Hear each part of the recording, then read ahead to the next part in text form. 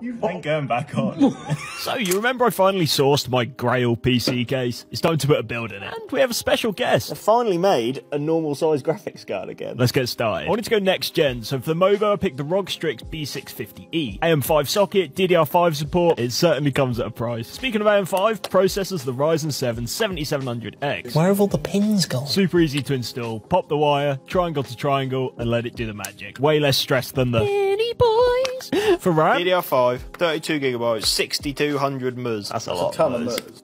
and let's slip some storage in. WD Black 7000 read write. It comes with this awesome looking heatsink. Shame we had to pry it from Weston's hands. Ain't going back on. We don't need them, mate. Couldn't be a build of mine without some issues, could it? Now, I'm a little skeptical about the cooling solution. Sometimes the size just doesn't feel right, but you gotta see it through. Installation was very straightforward, and I gotta admit, it does look cool. Anyway, let's bang it all in the case. Built up MOBO goes in, GPU riser into the board. Now for our pocket-sized power supply. Oh, hello. How's it going, mate?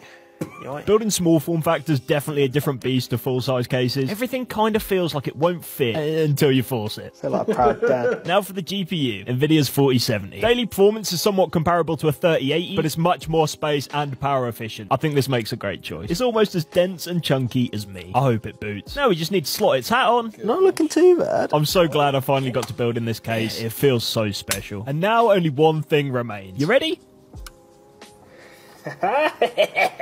This builds everything I've wanted for a long time. I'm so happy. We'll run it through some tests in the next one.